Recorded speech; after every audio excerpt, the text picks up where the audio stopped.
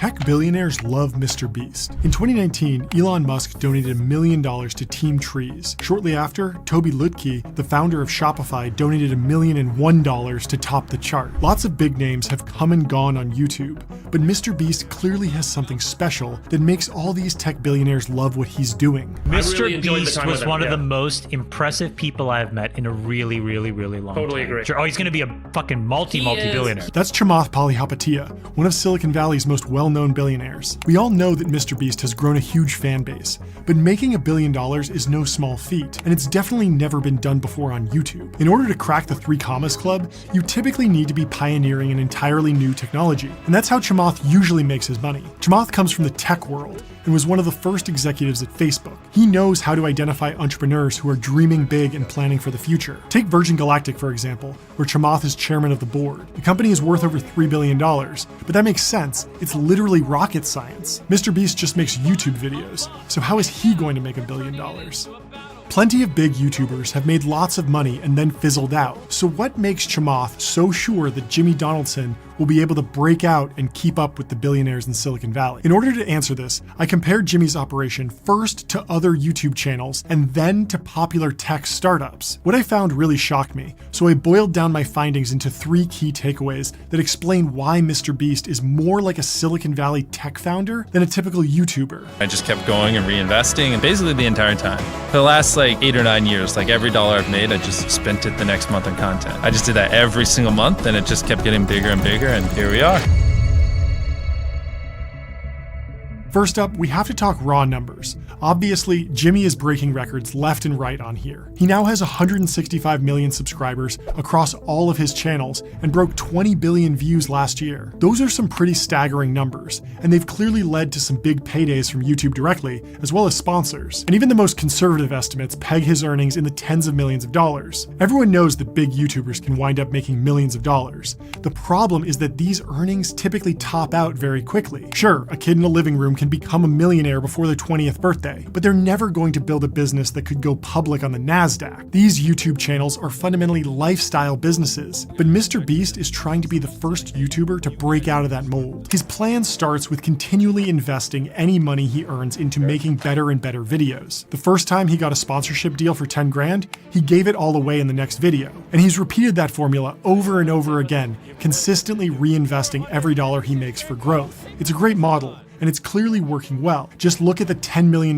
warehouse complex he was able to buy in North Carolina. This is the exact mindset that tech founders have when building a startup. They aggressively reinvest in order to capture as much of the market as possible. The name of the game is getting big and building a moat around your business so competitors can't attack you. And that's essentially what Jimmy is doing. He's building a machine for churning out high-budget YouTube videos so that no one will be able to compete with him. But even so, those numbers still look small in comparison to most Silicon Valley businesses. Keep in mind, MrBeast spent $10 million on an entire facility. Facebook makes $10 million every single hour. Successful technology companies are all about scale, and even though Jimmy is incredibly successful by YouTube standards, he just isn't in the same league as typical tech startups. Silicon Valley money is on another level. Just look at the private plane that Chamath purchased for $75 million. That's more than 7 times as expensive as Jimmy's entire studio complex. Jimmy might be courtside seat rich at this point, but Chamath is by the whole team rich. Literally, Chamath owns the Golden State Warriors. But all that ridiculous flexing aside,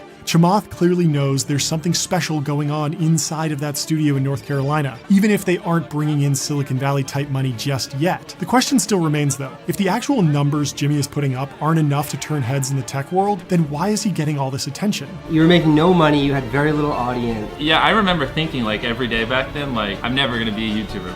After year after year, this is never gonna happen, but yeah. But you still stuck with it. If you look at his content, you'll see that he perfectly fits the mold of a Silicon Valley tech founder. This is because he's not only extremely hardworking, but he's also incredibly innovative. If you scroll back through his channel, you'll see that he spent years studying what worked and what didn't on YouTube and became obsessed with the platform. Then, once he'd learned the basics of how to make good videos, he started pushing things forward. Some of his first viral videos were completely untested formats that really broke the mold. No one had tried to count to 100,000 before on YouTube, so it stuck out and got a ton of views. This kind of outside-the-box thinking is worshipped in Silicon Valley, so you can see why Chamath would bet on Jimmy. But here's the thing.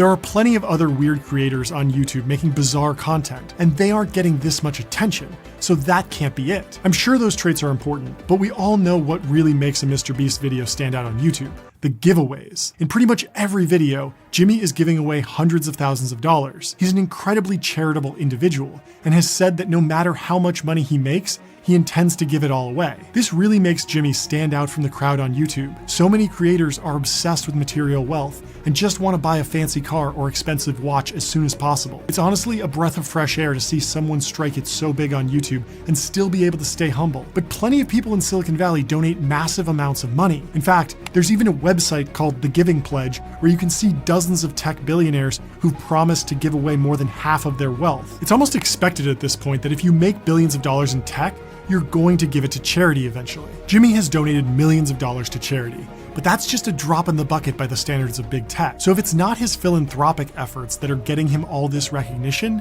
then what is it? Well, there's actually just one thing that makes MrBeast completely different from every other YouTube creator. He's not actually a creator anymore. Let me explain. In a typical technology company, there are two kinds of roles: individual contributors and managers. The individual contributors actually write the code, and the managers just set the strategy. No one expects Elon Musk to assemble all those Teslas by hand after all. Elon is a manager, and that's why he's been able to create such a massive company. As a tech company grows, there's often a moment where the founders stop being individual contributors and become managers. Mark Zuckerberg really was writing code in the early days of Facebook, but now he has thousands of software developers working for him, and he can focus entirely on creating a long-term strategy. Most creators on YouTube never make the transition from individual contributor to manager. They just can't figure out how to delegate properly, so they can never achieve truly massive scale. One of Jimmy's closest collaborators is Mark Rober, but Mark's channel couldn't be more different from Jimmy's. Part of that then is also the edit and packaging that together, and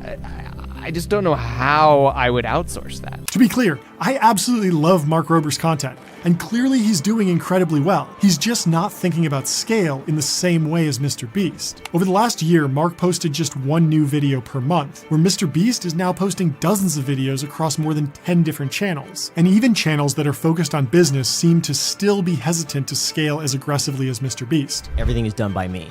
So every word you hear from me is scripted by me. Yep. Every topic is picked by me. Yep. I film everything myself. Graham Stephan also runs a great channel and makes a fantastic living through YouTube and his related businesses, but he just isn't thinking like a Silicon Valley startup, at least not yet. These are super common beliefs, but they hold creators back from their full potential. MrBeast understands that it's simply impossible for him to do everything himself, so he has to delegate. You know, every YouTuber says it. It's like, no one will ever be able to replicate my style. I gotta edit it. But newsflash, someone can. It's actually not as difficult as you think. And that's the key to scaling a business: becoming a great manager. You'll never be able to learn everything yourself, so you have to delegate. Just look at MrBeast's Squid Game video.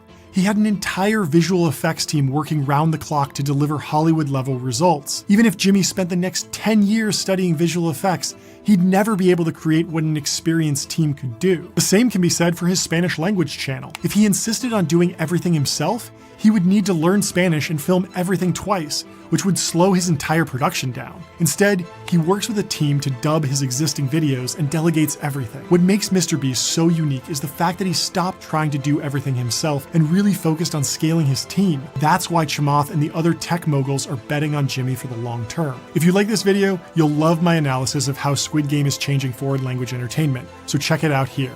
And thanks for watching.